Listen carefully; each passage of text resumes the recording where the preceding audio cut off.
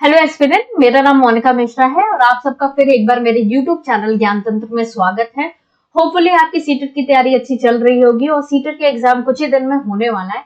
इसी तैयारी को ध्यान में रखते हुए आज मैं प्रीवियस ईयर क्वेश्चन पेपर लेके आई हूँ। जो अगस्त 2023 में आपका पेपर 1 हुआ था उसके बारे में आज हम डिस्कस करेंगे।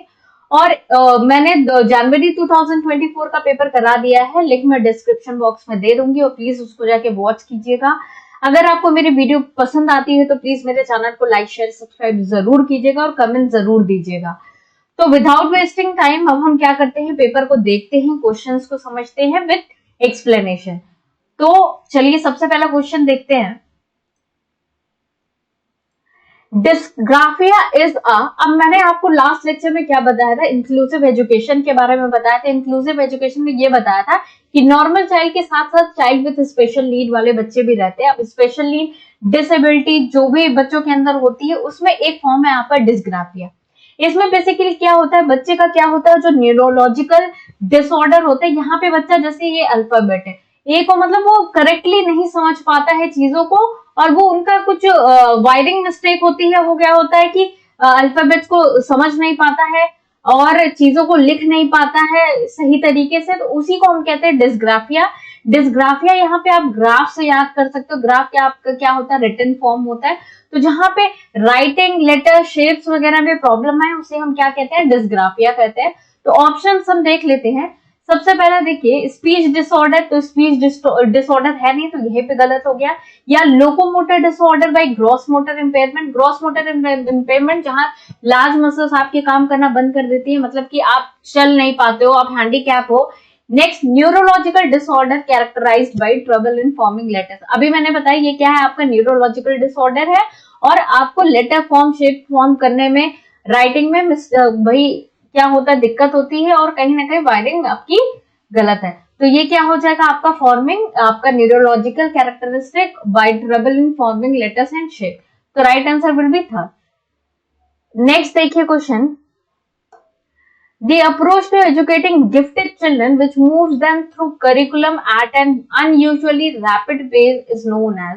अब ये कह रहा है जो गिफ्टेड स्टूडेंट होते हैं। गिफ्टेड स्टूडेंट कौन होता है, जिनका आईक्यू लेवल क्या होता है 140 प्लस होता है, वो गिफ्टेड स्टूडेंट होते हैं। और बिलो एवरेज वाले 70 और बिलो 70 होता है इनका आईक्यू लेवल। तो इनको ये कह रहा है कि पाठ्यक्रम के थ्रू अगर इस गिफ्टेड स्टूडेंट को हम सही तरीके से क्या एजुकेट दे तो इनका जो यूजुअली जो डेवलपमेंट होता है वो बहुत ही तीव्र गति से होता है। इस जो पूरे प्रोसेस को, इस प्रतिक्रिया को हम क्या कहते हैं, तो वही चीज आपको बतानी है। तो ये क्या है आपका सबसे ऑप्शन देखिए, डिफरेंशिएटेड इंस्ट्रक्शन। डिफरेंशिएटेड मतलब जहां पे डिफरेंशिएटेड फॉर्मेट्स का आप यूज करेंगे, वैरायटी ऑफ मेथड से आप क्या कर रहे हो, बच्चों को सिखा रहे हो, पढ़ा रहे हो, समझा रहे हो। Next enrichment. अच्छा, ये इनरिचमेंट करिकुलम क्या होता है, जहां पे बच्चे का डेवलपमेंट क्या हम विशेष ध्यान देते हैं बच्चे के डेवलपमेंट में, उनका डेवलपमेंट, उनका विकास अच्छे से हो, प्रगतिशील पे हो। लेकिन जब हम एक्सेलरेशन की बात करें तो इनरिचमेंट के कहीं ना कहीं इनरिचमेंट के अंदर ही क्या आ जाता है, एक्सेलरेशन आ जाता है। तो एक्सेलरेशन का ही मतलब क्या होता है, जिस तरीके से एक्सेलरेटर पे पैर रख के गाड़ी भागती है उसी तरीके से एक्सेलरेशन का क्या है कि अगर हम बच्चे को सही दिशा दे, सही यूज करें करिकुलम का, तो बच्चे का जो डेवलपमेंट होता है वो रैपिड स्पेस पे, तीव्र गति पे होता है। तो राइट आंसर विल बी आपका एक्सेलरेशन। तो answer will be third. Next देखिए question, A teacher who are working towards inclusive education। Last lecture में मैंने इंक्लूसिव एजुकेशन के बारे में बताया था, आपको ऑब्जेक्टिव बताया था, प्रिंसिपल बताया था, स्ट्रैटेजीज बताई थी। नॉर्मल चाइल्ड, स्पेशल चाइल्ड में क्या डिफरेंस है वो भी लिंक में मेंशन कर दूंगी, तो प्लीज आप उसको जाके देखिएगा। इसमें ये पूछ रहा है कि teacher who are working towards inclusive education, inclusive classroom में जो टीचर है उस टीचर को क्या क्या चीजें करनी चाहिए। सबसे पहला देखिए क्रिएट करिकुलम एडाप्टेशन। बिल्कुल सही, करिकुलम एडाप्टेशन करना चाहिए, ताकि कहते हैं ना कि करिकुलम हमारा क्या होना चाहिए, special curriculum for the special need. मतलब हमें फ्लेक्सिबल नेचर का हमारा करिकुलम होना चाहिए, अकॉर्डिंग टू नीड्स हम बच्चों के पाठ्यक्रम को चेंज कर पाए। नेक्स्ट देखिए इनकॉर्पोरेट डाइवर्स पर्सपेक्टिव। और डाइवर्स पर्सपेक्टिव की बात करें तो हम किसी भी प्रॉब्लम को डिफरेंट तरीके से सॉल्व कर रहे हैं। अगर हमको बच्चे को सिखाना है तो हम डिफरेंट मेथड से ही बच्चों को सिखा रहे हैं, एक स्टक मेथड पे हम काम नहीं कर रहे हैं। नेक्स्ट थर्ड देखिए, examine their own implicit bias. Own implicit bias means examine their कि जो टीचर है वो कहीं ना कहीं अपने में झांक के देखता है कि कहीं वो किसी बच्चे के साथ बायस तो नहीं हो रहा है। ये भी एक बहुत अच्छी चीज है कि अपने अंतर्दृष्टि में झांक के देखना कि आप किसी बच्चे के साथ भेदभाव तो नहीं कर रहे हो। This will be also right. क्यों? क्योंकि इंक्लूसिव एजुकेशन में हमारे कई सारे बच्चे होते हैं जो डिफरेंट डिफरेंट बैकग्राउंड से आते हैं, तो ये बहुत इंपॉर्टेंट है। Next, see diversity as an obstacle. क्या है कि जो भी डाइवर्सिटी है उसको एज एन ऑब्स्टिकल, अवरोध देखें, तो ये ऑप्शन आपका गलत है। तो right answer will B first, second and third. तो आपका राइट आंसर क्या होगा? आपका सेकेंड ऑप्शन आपका राइट आंसर होगा। नेक्स्ट क्वेश्चन देखिए, while dash agencies of socialization are predominantly important in infancy, dash agencies of socialization also being important in early childhood। अब इन्फेनेसी की एज है, बच्चा छोटा है, 0 से 2 साल के वर्ष का है, तो यहाँ पे बच्चे के लिए जो आपका कह सकते हो कि फैमिली बहुत इंपॉर्टेंट रोल प्ले करती है। क्यों? बच्चे इन्हीं से ही क्या होते हैं, जुड़े होते हैं, यहीं पे सीखते हैं चीजें को। तो फैमिली किसका पार्ट है? आपका प्राइमरी सोशलाइजेशन का। ठीक, वही अगर हम अर्ली चाइल्डहुड की बात करें तो 2 to 7 की एज होती है, जहां पे बच्चा क्या होता है, समाज में जाता है, स्कूल्स में एंट्री लेता है, और यहाँ पे बच्चे का सेकेंडरी सोशलाइजेशन होता है। तो स्कूल्स कहीं ना कहीं आपका किस में आ जाएगा? सेकेंडरी पार्ट में आ जाएगा। तो while primary agencies of socialization is predominantly important in infancy and secondary socialization agencies of socialization also become important in early childhood। तो आपको एजेस का डिफरेंस पता होना चाहिए, किस एज में बच्चा किस में कौन सा सोशलाइजेशन वही रहता है, उस चीज के बारे में पता होना चाहिए। तो right answer will be primary and secondary. Hopefully समझ में आया होगा। नेक्स्ट देखिए, अकॉर्डिंग टू लेव वाइगोस्की, इस जो क्वेश्चन पेपर था हमारा अगस्त 2023 का, इसमें वाइगोस्की साहब के क्वेश्चन बहुत देखने को मिले हैं। तो ये आप प्रेडिक्ट नहीं कर सकते हो कि किस सेक्शन से कौन सा क्वेश्चन आ जाए, आपको अपनी तैयारी पूरी रखनी है। नेक्स्ट देखिए, अकॉर्डिंग टू लेव वाइगोस्की ने क्या दिया था? लैंग्वेज आपकी क्या होती है? पहले डेवलप होती है, फिर कॉग्निटिव आपका डेवलपमेंट होता है। ठीक, 3 फैक्टर बताए थे, सोशल इंटरेक्शन, ठीक, 3 फैक्टर बताए थे, social interaction, then language, then culture आपका बताया था। स्पीच की बात की थी इन्होंने, private, social and inner speech की बात की थी। ठीक, ये कुछ आपके पॉइंट्स हैं जो वाइगोस्की के हिसाब से जुड़े हुए हैं। अब इसमें देखिए क्या पूछ रहा है, social factor influence language development but not cognitive. तो ऐसा है कि सोशल फैक्टर जो है हमारा वो सिर्फ लैंग्वेज डेवलपमेंट करता है और कॉग्निटिव डेवलपमेंट नहीं करता है। तो ये ऑप्शन गलत है। अभी मैंने बताया लैंग्वेज डेवलप होगी देन कॉग्निटिव डेवलपमेंट होगा। नेक्स्ट ऑप्शन देखिए, cognitive development facilitates language development, मतलब कॉग्निटिव डेवलपमेंट पहले होगी फिर लैंग्वेज होगा। तो इसकी बात कौन करते हैं? जीन पियाजे साहब करते हैं, तो ये भी ऑप्शन नहीं होगा। नेक्स्ट अगर हम बात करें, language development and cognitive development advance independent from each other. दोनों ही अपने में इंडिपेंडेंट है, दे आर नॉट डिपेंडेंट। तो दोनों ही अपने में अलग काम करती हैं। या language development facilitates cognitive development, बिल्कुल सही। इसकी बात हमारे वाइगोस्की साहब ने की थी, ऐसा कोई बात नहीं की थी कि दोनों इंडिपेंडेंट है। लैंग्वेज पहले आपकी डेवलप होगी फिर आपका कॉग्निटिव प्रोसेस डेवलप होगा। The right answer will B fourth. Next question देखते हैं, eight which level of Lawrence Kohlberg moral reasoning do children typically believe that people should live up to the expectation of society and behave in good ways। ये question मैंने कराया हुआ है आपको, जो बच्चों ने देखा होगा उसको ये चीज पता होगी कि 3 तरीके के आपके क्या बताए थे उन्होंने, लेवल्स बताए थे, 3 लेवल्स बताए थे, देन आपके 6 क्या बताए थे, स्टेजेस बताए थे। जिसमें से आपका ये जो लोग होते हैं वो लोग सोसाइटी के अकॉर्डिंग, उनकी एक्सपेक्टेशन के अकॉर्डिंग अच्छा बिहेव करते हैं ताकि उनकी छवि अच्छी बनी रहे। तो ये ओरिएंटेशन किसमें आता है आपका, good boy and good girl. ठीक, अब ये good boy and good girl किसमें आता है, आपके सेकेंड लेवल के फर्स्ट स्टेज में आता है। मतलब कि कन्वेंशनल वाले स्टेज में, लेवल में, और good boy and good girl. ठीक, ये आपकी स्टेज है।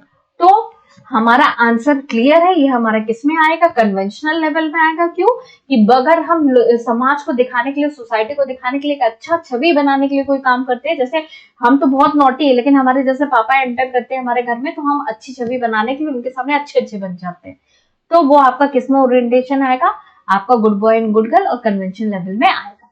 नेक्स्ट क्वेश्चन देखिए, असर्शन रीजनिंग का क्वेश्चन है, ठीक। स्टेटमेंट देखिए, interaction with more knowledgeable others such as teacher and peers can provide the necessary support and guidance to help learners develop their understanding and skill। बिल्कुल सही, जो more knowledgeable other होते हैं वो हमको क्या प्रोवाइड करते हैं, टेम्परेरी सपोर्ट प्रोवाइड करते हैं ताकि हम अपने पोटेंशियल डेवलपमेंट पे, पोटेंशियल लेवल पे पहुंच सके, हमारा विकास अच्छे से हो सके, ठीक। ये स्टेटमेंट ये कह रहा है बिल्कुल सही है, तो ए आपका क्या हो जाएगा, ट्रू हो जाएगा। नेक्स्ट देखिए, इसका रीजन देखिए, सोशल इंटरेक्शन इज अ की component of learning and development. ये भी बात कहीं ना कहीं सही है। क्यों, सोशल इंटरेक्शन से ही आपको क्या मिलता है, सीखने का मौका मिलता है और वहां पे आपका डेवलपमेंट क्या होता है, अच्छे तरीके से होता है। और सोशल डेवलपमेंट होगा, सोशल इंटरेक्शन होगा तो आपका एमकेओ रहेगा, ठीक। टीचर्स, पेयर्स, कोई भी आपकी मदद कर सकता है सोसाइटी में, कोई भी इंसान जो आपको हेल्प कर रहा है, टेम्परेरी हेल्प कर रहा है, तो वो आपके लिए क्या है, एमकेओ है। तो right answer will be A and R are true and R is the correct explanation of A. Next देखिए, what is the main goal of assessment for learning. अब main goal of assessment for learning क्या है। अब assessment आपके 3 तरीके के होते हैं, assessment for learning, assessment of learning and assessment as learning, ठीक। अब ऑफ लर्निंग ये कहता है कि जो भी आपने पढ़ाई की है या फिर जो भी आपने सीखा है उसका असेसमेंट करना कि आपने एग्जैक्टली सीखा क्या है, ठीक। असेसमेंट फॉर लर्निंग का क्या मतलब होता है कि सीखने के लिए, मान लीजिए हम सीख रहे हैं, हम कंप्यूटर चलाना सीख रहे हैं और सीखने समय ही हमसे कुछ गलती हो जा रही है, उस गलती को समझ के उस चीज को ठीक करना ताकि जो हम सीखे हैं वो अच्छे तरीके से सीख सके, ठीक। और असेसमेंट एज लर्निंग, यहाँ पे हम क्या करते हैं, अपना सेल्फ इवेल्युएट करते हैं कि हम क्या चीज कर रहे हैं, हम क्या सीख रहे हैं, प्रॉपर उस चीज को क्या करना, सेल्फ इवेल्युएट करना, समझना, देन इम्प्रूव करना। तो ये आपके 3 तरीके का असेसमेंट होता है। अब हमको असेसमेंट फॉर लर्निंग बताना है। इसमें क्या, जैसे मैंने बताया कि असेसमेंट फॉर लर्निंग क्या होता है, हम ड्यूरिंग दी कोर्स और ड्यूरेशन में हम क्या करते हैं, चीजों को सीखते, समझते, फीडबैक लेते हैं और चीजों को सही करते हैं। तो ऑप्शन देखिए, to identify student who can categorise as slow learner, तो स्लो लर्नर को पहचानने के लिए होता है, नहीं। To evaluate student performance and assign grade, grading के लिए होता है, ऐसा बिल्कुल नहीं है। To provide feedback to student that can be used to improve their learning, बिल्कुल सही। हम क्या करते हैं, फीडबैक प्रोवाइड करते हैं बच्चों को ताकि उनका इम्प्रूवमेंट हो सके, लर्निंग अच्छे से हो सके, इसलिए हम ये करते हैं। तो कंपैरिजन की बात गलत हो जाएगी, right answer will be third. Next देखिए, age can children engage in word play and like jokes and riddle that involve a play on words. अब हम ऐसी एज हमें बतानी है जो इस एज के बाद बच्चा जोक्स को समझने लगता है, पजल्स को समझने लगता है, वर्ड प्ले को समझने लगता है, तो वो चीज हमें बताने वो किस एज से बच्चा शुरू कर देता है समझना। तो 1 नहीं होगा, ठीक है, 3 नहीं होगा। बेसिकली जब बच्चा आपके एडोलेसेंस फेज में एंटर होता है तभी बच्चे के अंदर क्या होता है, क्योंकि वो स्ट्रेस एंड स्टॉर्म की एज होती है, बच्चा वहां पे मेच्योरिटी, एक ट्रांजिशन फेज होता है, मेच्योरिटी लेवल पे मूव करने लगता है, तो वो एज आपकी क्या होती है, 7 से स्टार्ट हो जाती है। तो ये एक ऐसा फेज है जहां पे बच्चा जोक्स वगैरह समझने लगता है बेसिकली। तो right answer will be 4। Next देखिए, Carol Gilligan has criticized Kohlberg theory of moral development. अब कोलबर्ग की थ्योरी ऑफ मोरल डेवलपमेंट क्या कहती है, अभी मैंने आपको बताया कि 3 लेवल है, 6 स्टेजेस है। इनका मेन क्रिटिसिज्म ये था, ये क्वेश्चन मैं करा भी चुकी हूँ कि इन्होंने जो क्रिटिसाइज किया था कि जो कोलबर्ग की थ्योरी है वो फेमिनिस्ट, मतलब जो फीमेल पर्सपेक्टिव है उसको इग्नोर करके वो मेल पर्सपेक्टिव पे ज्यादा ध्यान दे रही है। तो इस बेसिस पे इनका क्रिटिसाइज किया गया था बाय दी कैरल गिलिगन। तो वो चीज हमें देखना है। तो देखिए, from a social cognitive perspective नहीं, फ्रॉम अ फेमिनिस्ट पर्सपेक्टिव बिल्कुल सही यहाँ पे, क्योंकि अभी मैंने बताया कि फीमेल पर्सपेक्टिव को क्या किया गया था, इग्नोर किया गया था। तो right answer will be second. और देख लीजिए, not giving adequate genetic factor की बात नहीं थी, या फिर फॉर यूजिंग केस स्टडी इसकी भी बात नहीं थी, इन्होंने फेमिनिस्ट फैक्टर को क्या कहती है, इग्नोर कर दिया, इसलिए इनको आपका फेमिनिस्ट पर्सपेक्टिव कहा गया। नेक्स्ट देखिए one of the main characteristic of pre operational thought according to Jean पियाजे is dash which refers to tendency to focus on one aspect of a situation and neglect other। अब हम gene पियाजे की बात कर रहे तो इन्होंने 4 आपके स्टेजेस दिए थे, प्री ऑपरेशनल, सेंसरी मोटर पहला था, pre operational, concrete and formal operation. अब ये एक एस्पेक्ट की बात करें तो मतलब बच्चा जो होता है वो सिर्फ और सिर्फ वन एस्पेक्ट पे फोकस कर पाता है, लेकिन अदर मल्टीपल एस्पेक्ट पे फोकस नहीं कर पाता है। ठीक, तो जो एक एस्पेक्ट पे ध्यान देना, एक एस्पेक्ट को देखना, इसको हम कहते हैं सेंट्रेशन, जो कि आपके प्री ऑपरेशनल में देखने को मिलती है। ठीक, तो right answer will be centration. Decentration आपका किस में आ जाएगा, कॉन्क्रीट में आ जाएगा, तो ये नहीं होगा। कॉसेशन मतलब कॉज एंड इफेक्ट रिलेशन बताना, तो ये भी नहीं होगा। ट्रांसडक्शन ये भी आपका प्री ऑपरेशनल फेज में आता है, लेकिन यहाँ पे बच्चा क्या होता है, अनरिलेटेड थिंग्स को क्या करता है, कनेक्ट करता है। जैसे मान लीजिए फॉर एग्जांपल देखिए, बच्चे ने डॉग देखा, डॉग ने भौंका, बार्क किया, फिर उसके बाद ट्रेन आ गई, ट्रेन का आना, ठीक, ट्रेन आ गई, तो अब बच्चा इससे रिलेट करेगा कि कुत्ता भौंका था इसलिए ट्रेन आ गई। तो दो अनरिलेटेड फैक्ट्स को बच्चा एक साथ जब जोड़ने लगता है तो उसको हम ट्रांसडक्शन कहते हैं। ठीक, तो ये भी आपका जनरली प्री ऑपरेशनल में होता है, ये एक एक्सपर्ट पर फोकस करने वाला नहीं है, तो ये भी नहीं होगा। तो right answer will be second. Next question देखिए, इन अर्ली चाइल्डहुड ग्रोथ, अब हम अर्ली चाइल्डहुड की बात करें तो अर्ली चाइल्डहुड आपके इन्फेनेसी के बाद फेज आता है। इन्फेनेसी में जो ग्रोथ रेट रहता है वो ज्यादा रहता है, लेकिन उसके कंपैरिजन में बात करें तो अर्ली चाइल्डहुड में ग्रोथ रेट जो होता है वो स्टडी होता है, रुक जाता है कहीं ना कहीं। और फिर उसके बाद मिडिल चाइल्डहुड में जो ग्रोथ रेट होता है वो क्या होता है, स्लोली बढ़ता है। क्यों? क्योंकि हमारा मोटर डेवलपमेंट बहुत तेजी से होता है, हमारे मसल्स डेवलपमेंट अच्छे से होते हैं, इसलिए। यहाँ देखिए, in early childhood growth dash and thinking is, while in middle childhood growth dash and thinking is। अब जैसे मैंने बताया, अब ऑप्शन देखिए, slow, somewhat egocentric, is steady and logical, is steady, somewhat egocentric, slow and logical। अब यहाँ पे मैंने बताया कि जो अर्ली चाइल्डहुड में क्या होता है, जो हमारी ग्रोथ रहती है वो कहीं ना कहीं क्या हो जाती है, स्थिर हो जाती है और इगोसेंट्रिक होती है, अहम केंद्रित होती है, कि बच्चा अपने बारे में ही सोचता है और अदर पर्सपेक्टिव को ध्यान में नहीं रखता है। वही चीज कि मिडिल चाइल्डहुड की बात करें तो बच्चे के अंदर क्या हो जाता है, लॉजिकल थिंकिंग आ जाती है, ग्रोथ क्या होता है, स्लो होता है, और यहाँ पे बच्चे के अंदर लॉजिकल थिंकिंग आ जाती है, चीजों को समझने लगता है, इगोसेंट्रिक बिहेवियर उनका कम हो जाता है। नेक्स्ट देखिए, क्वेश्चन देखिए, Which of the following is a gross motor skill। अब ग्रॉस मोटर स्किल के बारे में बात करें, फाइन मोटर स्किल में आपके हैंड, फिंगर्स, आपके ये स्मॉल जॉइंट्स, ये सारी चीजें आ जाएंगी। ठीक, लेकिन अगर हम ग्रॉस मोटर स्किल की बात करें तो जहाँ पे हमारे लार्ज मसल्स का काम हो रहा है, तो यहाँ पे देखिए ऑप्शन देखिए, निटिंग करना, वही तोड़ना, निटिंग करना, तो यहाँ पे आपके फिंगर्स इन्वॉल्व होंगे। देन स्विमिंग, तो ये नहीं होगा, स्विमिंग करना ये हो सकता है। और ऑप्शन देखिए, cutting along the outline of the circle of a paper, circle काटना पेपर से, तो आपके सिर्फ और सिर्फ क्या होंगे, आपके इतने हैंड्स काम करेंगे।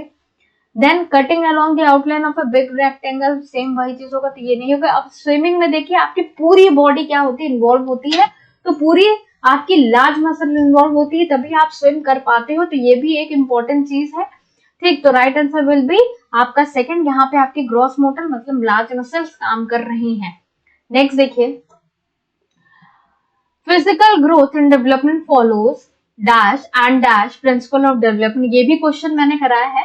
अब फिजिकल ग्रोथ एंड डेवलपमेंट के दो आपने यूनिटी ऑफ डायरेक्शन पढ़ा होगा, जिसमें आपके दो प्रिंसिपल है, जिसमें आपका प्रिंसिपल ऑफ सेप्लोकॉर्डल है, प्रिंसिपल ऑफ प्रॉक्सिमल डिस्टल है।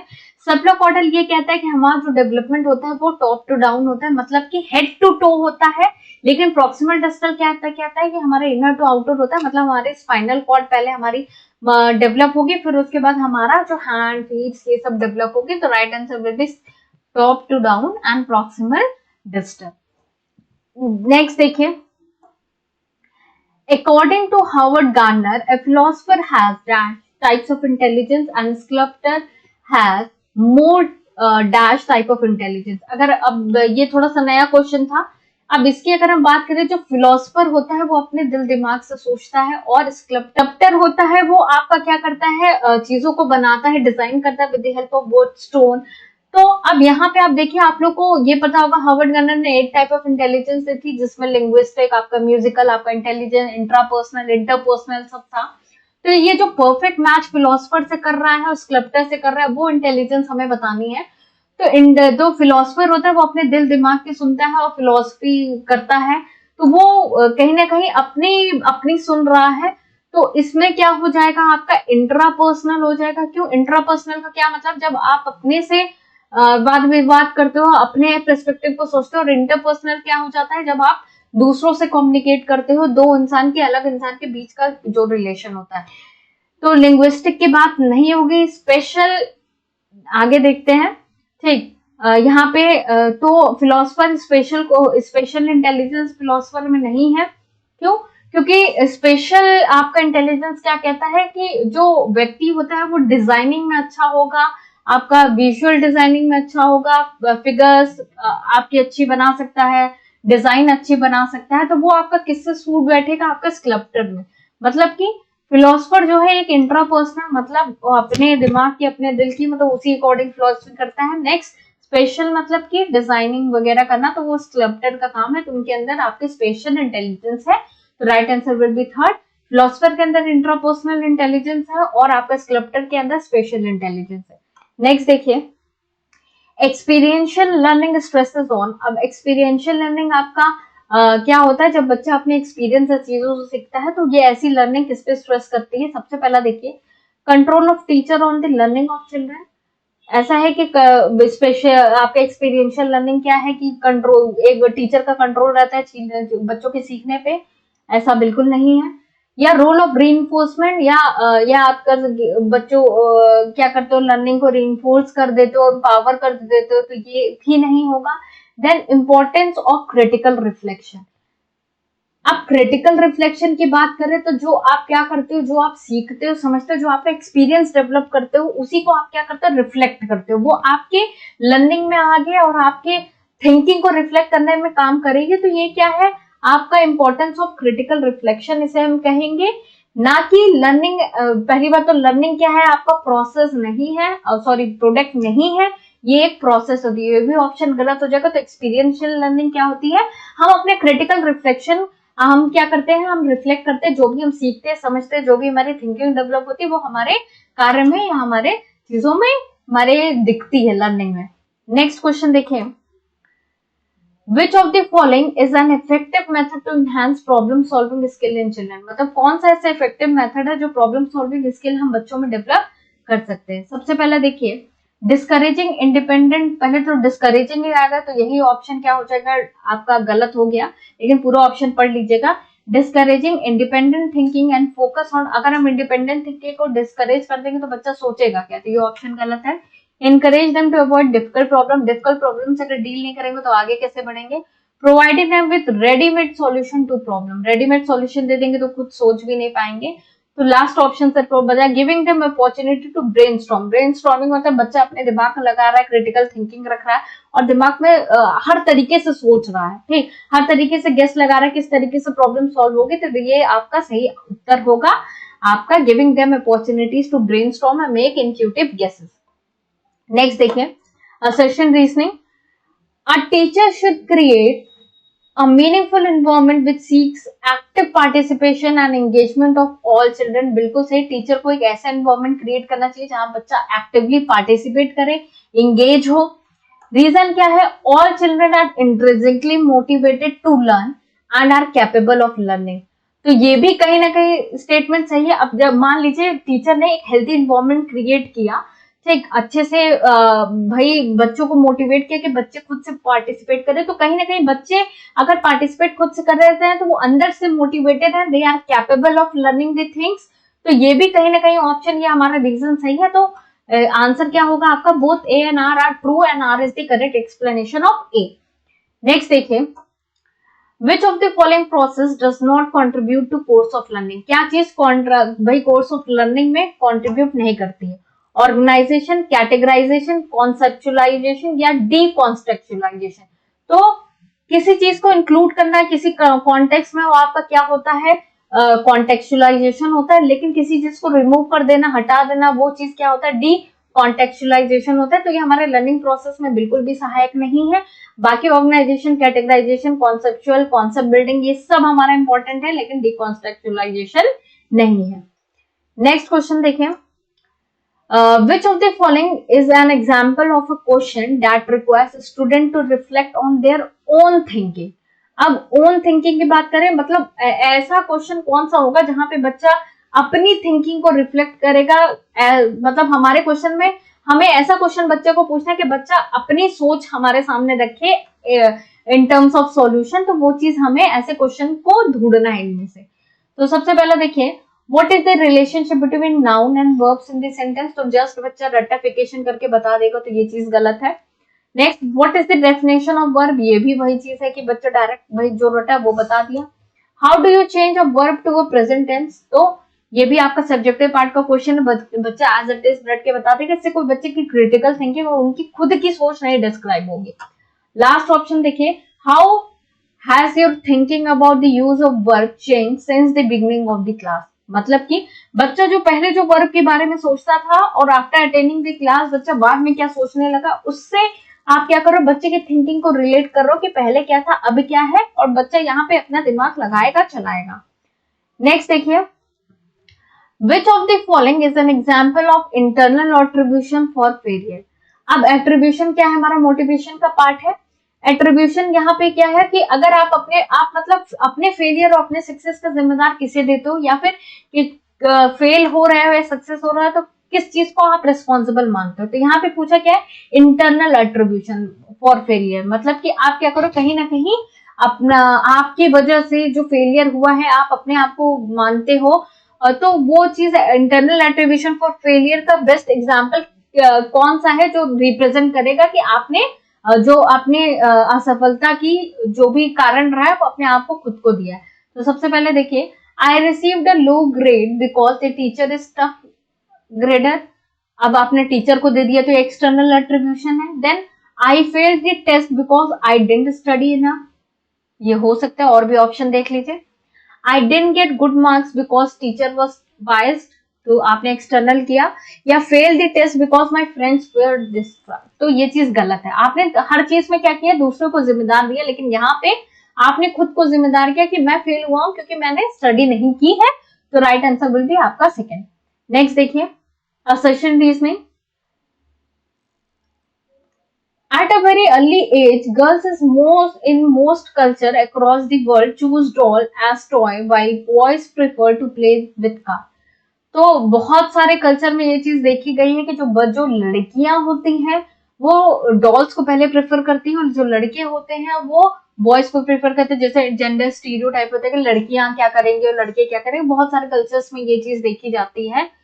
तो ये कहीं ना कहीं क्या है, ऑप्शन सही है, लेकिन इसका रीजन भी पढ़ लेते हैं। मेरे पर्सपेक्टिव से तो ऐसा नहीं है, लड़कियां भी कार चला सकती हैं, लेकिन जो ऑप्शन कह रहा है जो हमारा कल्चर, जो रिजिड टाइप का कल्चर है हमारा कि लड़का यही करेगा, लड़की यही करेगी, लड़की घर के अंदर रहेगी, तो हो सकता है ये स्टेटमेंट। रीजन देखिए, children organize information about what is considered appropriate for a boy और girl on the basis of a particular culture, accept and behave accordingly. तो ऐसा होता है कि जो बेसिकली जो कल्चर है, मतलब मेरे हिसाब से तो ये इनअप्रोप्रिएट ही आंसर है, लेकिन हमें जो आंसर किया है उसके हिसाब से चलना है कि जो हमारा जो चिल्ड्रन होता है, जो बच्चे होते हैं, कहीं ना कहीं हमारे स्टार्टिंग में कल्चर में सिखाया जाता है कि लड़कियों का काम क्या है, लड़कों का काम क्या है। उसके बेसिस पे बच्चा डेवलप करता है कि हाँ हमें क्या चूज करना चाहिए, क्या चूज नहीं करना चाहिए, क्या हमारे लिए अप्रोप्रिएट है। तो कहीं ना कहीं A and R are true and R is the correct explanation of A. Next देखिए, as per Lev Vygotsky, dash plays a significant role in development of conceptual abilities among children. क्या चीज बच्चों के अंदर conceptual abilities को develop करती है? किस चीज की बात Vygotsky करते हैं? Tangible reward की बात करते हैं? नहीं, reward and motivation की बात नहीं करते हैं। Peer collaboration या आइसोलेशन, सोशल अलग कर देना, ये तो बिल्कुल ही गलत है। ये स्टैंडर्डाइज्ड करिकुलम, एक स्टैंडर्ड सेट करना, ये भी गलत है। तो वाइगोस्की किसकी बात करते हैं? पीयर कोलैबोरेशन की बात करते हैं, वाइगोस्की ने कोलैबोरेटिव लर्निंग की बात की, एक साथ मिलकर चीजों को सीखना समझना, एक दूसरे को सिखाना, इसकी बात वाइगोस्की करते हैं। तो right answer will B peer collaboration. Next देखिए, अकॉर्डिंग टू लेव वाइगोस्की थ्योरी इनर स्पीचेस, अब वाइगोस्की ने 3 तरीके की स्पीच दी है, private speech, social speech, inner speech. अब इन्होंने क्या कहा है, इनर स्पीच को कैसे डिफाइन करोगे, is a way for children to communicate with imaginary friend, imaginary friend से बात करना, नहीं, बिल्कुल गलत। Then sign of cognitive immaturity, बच्चा इमेच्योर है, दिमाग से मतलब पैदल है, तो उस चीज को डिनोट करता है, बिल्कुल भी ऐसा नहीं है। या साइन ऑफ डेवलपमेंट डिले, या बच्चे का विकास सही समय पे मतलब डिले है इसलिए नहीं, तो ये बिल्कुल नहीं है। तो इनर स्पीच क्या होती है, जहां पे बच्चा अपनी थिंकिंग को रेगुलेट करता है, अपने खुद से बात करता है, अपने खुद को सिर्फ डायरेक्ट करता है कि उसको क्या करना चाहिए क्या नहीं करना चाहिए। तो right answer will be is a way for children to regulate their own thinking. Next देखिए, 4-year-old Arpana says that a button is alive because it helps tie her shirt together. According to Jean Piaget, her thinking is characterized by। अब यहाँ पे आप देख सकते हो कि जो अर्पणा होती है वो ये बोलती है कि बटन क्या है, अलाइव है, मतलब नॉन लिविंग थिंग आपका क्या है, लिविंग थिंग है। तो ये किस कैरेक्टरिस्टिक में आएगा, आपके एनी में आपका आएगा, जहां पे नॉन लिविंग थिंग को लिविंग थिंग डिनोट करता है बच्चा।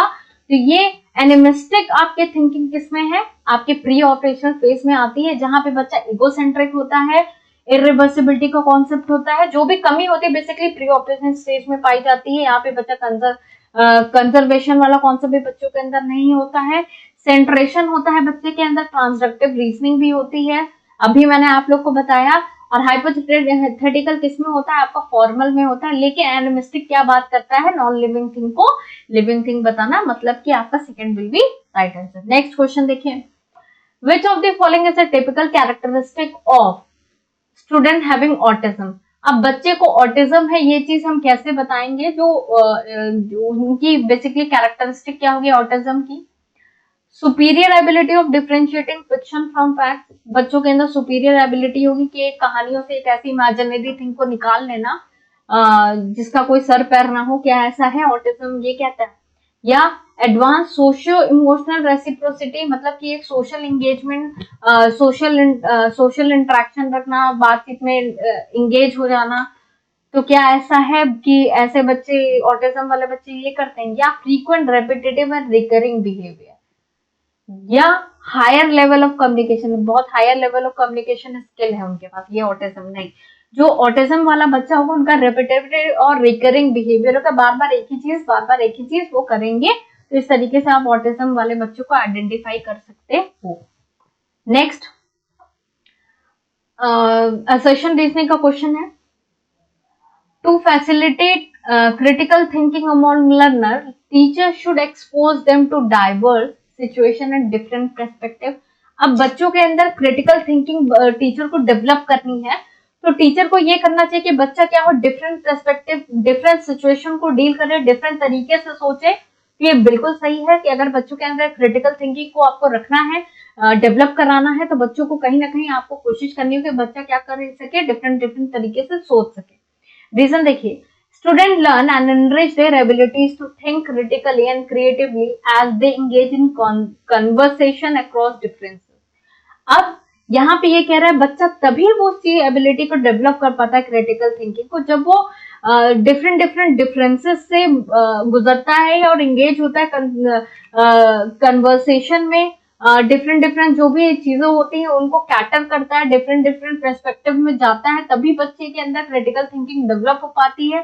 तो ये भी कहीं ना कहीं सही है, बच्चा अगर डिफरेंट सेम सिचुएशन में रहेगा तो नहीं डील कर पाएगा।